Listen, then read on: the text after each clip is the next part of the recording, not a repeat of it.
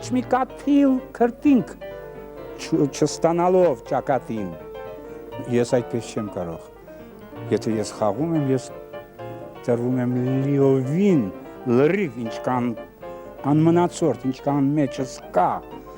և դա է, որ ինձ հոգնեցնում է, և դա է, որ ես չեմ սիրում խաղալ ներկայացումներ, այնպես, ինչպես դպրոցականը չի սիրում հանձնել քննություն։ Բարև ձեզ հարգելի հեռուստադիտողներ, եթերում է մեկ օր ճանաչված մարդկանց հետ հաղորդաշարը։ Այսօրվա մեր հաղորդումը նվիրված կլինի հայ դերասան, ռեժիսոր, ԽՍՀՄ ժողովրդական արտիստ Կարք Խաչվանյանին։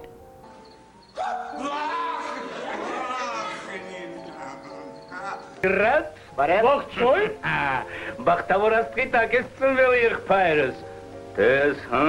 բաժինս կուլ չտաս։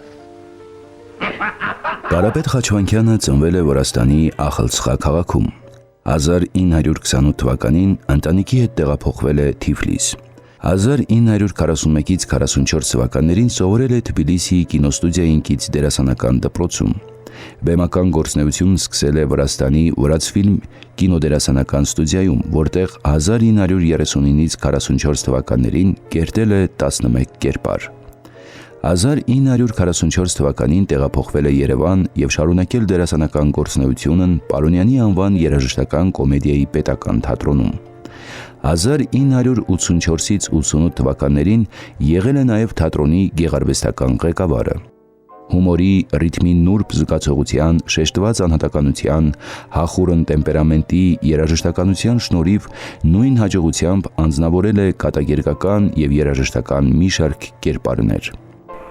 Եվ ամենակարևորը, պարոն Ֆերեքս, ամենակարևորը ականջներով կարող է։ Երևի ուզում ես ասել, ականջները մեծ են։ Այո, աչքի նոր ականջներ են այսպես։ Եթե դու նրան կրկին հանդիպես, կճանաչես։ Իհարկե կճանաչեմ։ Միայն եթե նա փեղերը չստափի կամ ականջները չկտրվի։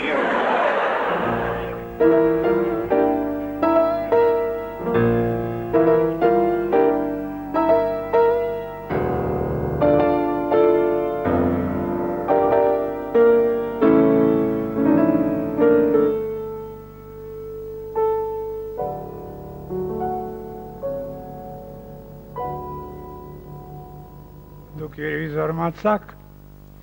պետք չէ զարմանալ, որովհետև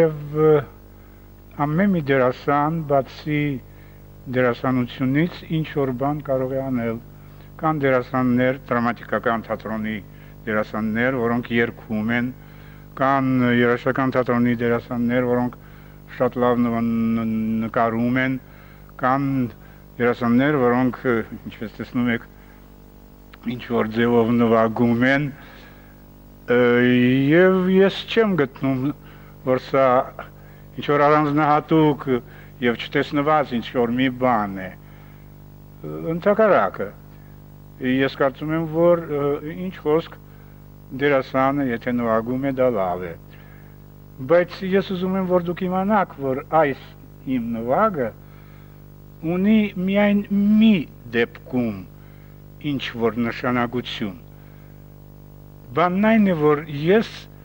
չգիտեմ ոչ մի նոտա։ Ես կյանքումս երբեք չեմ սովորել։ Ես, այսպես ասած, ինքնուս եմ։ Ես ինքս աստիճանաբար կամաց սովորել եմ նվագել։ Կարելի ասել դա իր տեսակի հոբին է դարձել ինձ համար, իհարկե ես սկսում էի մեկ-մեկ մի մատով չնկանցնել, հետո 2 մատով, 3 մատով և աստիճանաբար սկսեցի նվագել այնպես, ինչպես հիմա դուք մոտավորապես լսեցիք, այս է։ Դուք կարող եք պատկերացնել, ես անգամ փոքրիկ թոռնիկս, որը գնում է երաժշտական դպրոց և սովորում է դեռ առաջին դասարանում, ես նրան ոչ մի կերպ օգնել չեմ կարող, որտև ես չգիտեմ պարզապես նոտաները, Ես չեմ կարող նրան ասել սա այլ նոտա է։ Ես ականջով լսում եմ իհարկե, որ երբ նա ճիշտ չի նվագում, բայց ինչ պետք է անել, որպեսզի ճիշտ նվագի, այդ ես չգիտեմ։ Եվ այսպես իմ նվագը ունի միայն մի իմաստ։ Դա այն է, որ այս նվագողը նվագում է չնայած չգիտի ոչ մի նոտա եւ երբեք կյանքում չի սովորել։ Այդ դեպքում թերևս սա ինչ որ նշանակություն ունենա։ Այն ինչ որ դուք հիմա լսեցիք, սա 30 թվականների երաժշտությունից է, սա դասական երաժշտություն է, տանգո է, որը կոչվում է ժալյուզի, այսինքն խանդ, այս մասը պատկերացնում էր հենց խանդը, հիշում եք։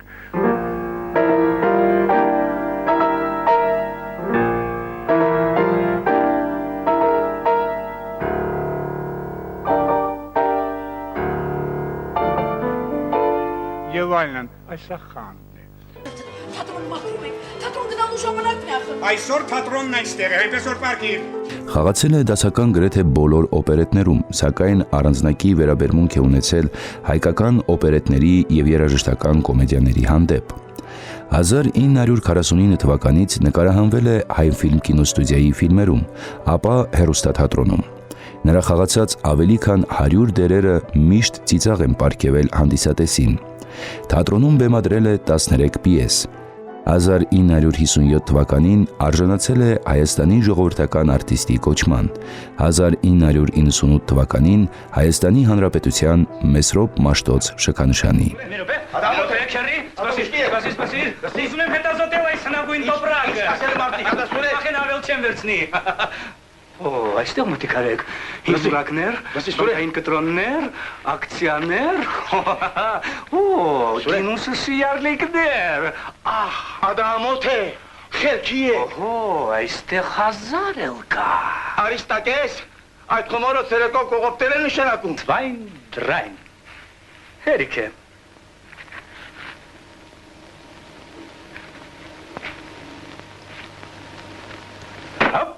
Ստացիր թանգարանդ, շնորհակալություն, այժմ պատիվս փրկված է, անխանիրավներ, չէին ուզում հետս ապարիկ խաղալ, auf Wiedersehen, ադասպասի։ Մենք մոտեցանք այն մասին, որտեղ արդեն սկսվում է սերը, դա այսպես է։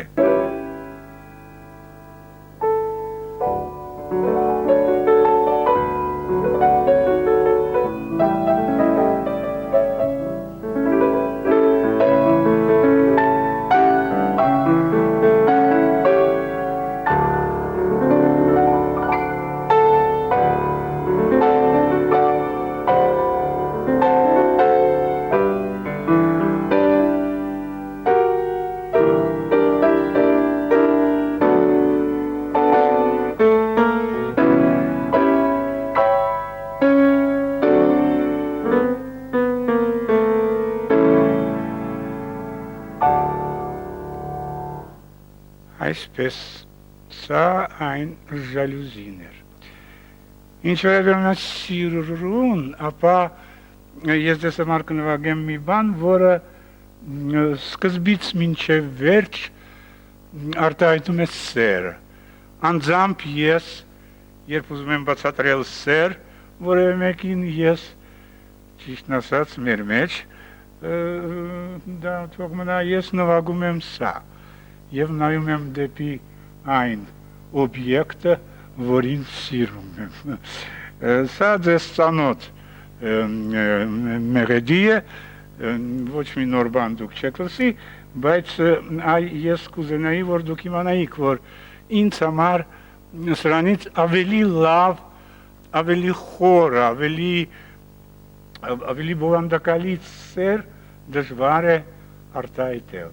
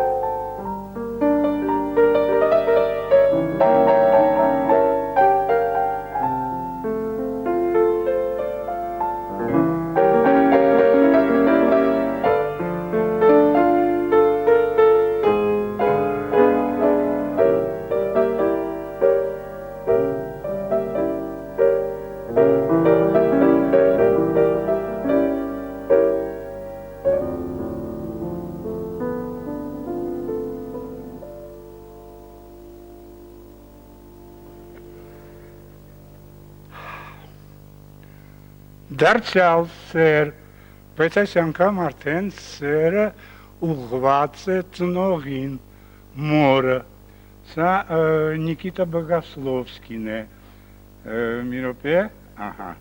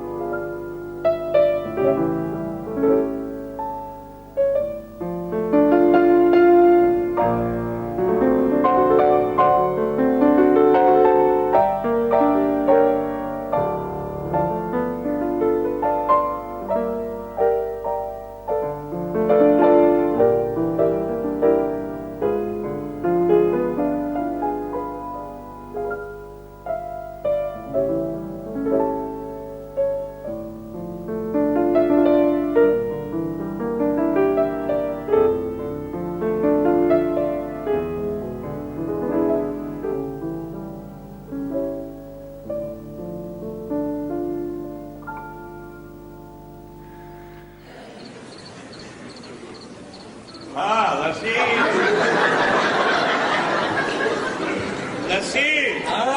քանի որ բարեկամացանք, մի բան հարցնեմ չնեղանաս։ Չեմ նեղան, Լսի, ոչ ես խռմփացնում։ Չէ։ Ով գետ մեկ անգամ Խաչվանքյանին տեսել է բեմում, անպայման կվկայի, որ նա հանդիսականի դահլիճի վրա ներգործում է այնպիսի ուժով, որով շատ քչերը կարող են պարծենալ։ Իսկ ո՞րն է այդ ուժի գաղտնիքը։ Նախևառաջ կարելի է նշել դրական պաթոսը, սա նշանակում է հավատ կյանքի նկատմամբ, աներեր վստահություն, որ զուր չեն քո հերոսներն ապրում, տառապում, հրճվում։ Խաչվանքյանի արվեստը կենսահաստատ է, նրա հերոսները եռանդուն են, ակտիվ, կրքոտ, աշխույժ, կյանքով լի։ Այդ հատկություններով յուրովի օրհտված են անգամ նրա բացասական տիպերը։ Խաչվանքյանը հավատում է մարդուն։ Սա նրա խնդուն լուսավոր արվեստի բուն էությունն է, հենց դրանով է գերվում դահլիճը, երբ բեմում հայտնվում է Կարփ Խաչվանքյանը, որևէ հերոսի կերպարանքը առած։ Այդ հավատով է նա ջերմացնում հանդիսականների սրտերը, անվերապահորեն մտերմանում բոլորին։ Ծիծաղը նրա համոզմամբ դրա լավագույն գրավականն է։ Ինչպիսի մանրակրկտությամբ էլ մշակեմ կերպարը, երբեք չգիտեմ, թե բեմում ինչ եմ խաղալու, ասում է Կարփ Խաչվանքյանը։ Բեմն ինձ համար մոգական զորություն ունի։ Հենց ներս եմ մտնում, հայտնվում եմ ինձ ուղված հուրհրատող աչքերի առջև։ Մոռանում եմ սերտածս էլ, ըմբռնածնել։ Հետո նկատում եմ այն թելերը, որոնք ձգվում են փորձասենյակից մինչև իմ համապատրաստից խաղը, բայց բեմում դահլիճի մասնակցություն թելադրանքով կյանքի կոչվող ստեղծագործությունն է։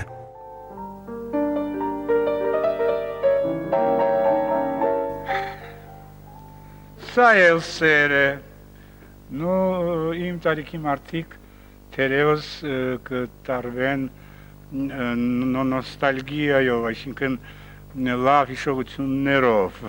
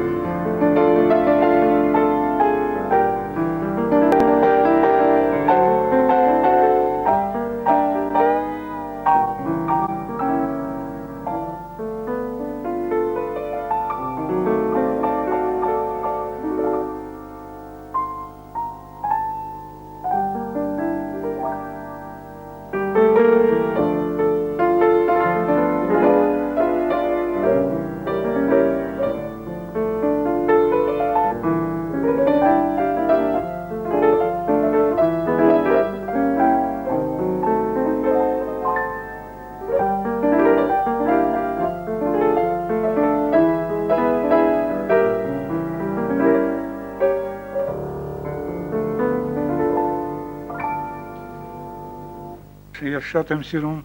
Չարլի Չապլինին եւ եթե թույլ կտաք մի մեղեդիկ նվագեմ Չապլինից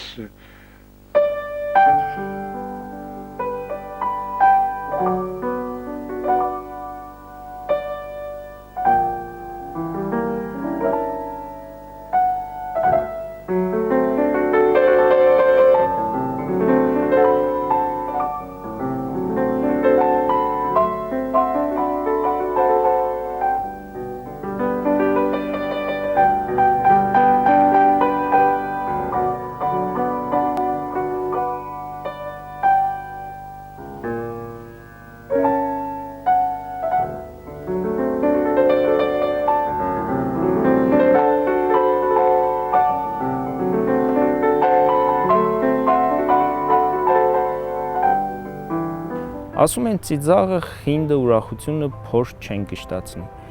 բայց ինչի կնմանվեր կյանքը, մարդը առանց դրանց, ասում էր Կարլ Խաչվանգյանը։ Ես հրաժեշտ եմ տալիս ձեզ, ճանաչենք մեր մեծերին։ Մինչ նոր հանդիպում։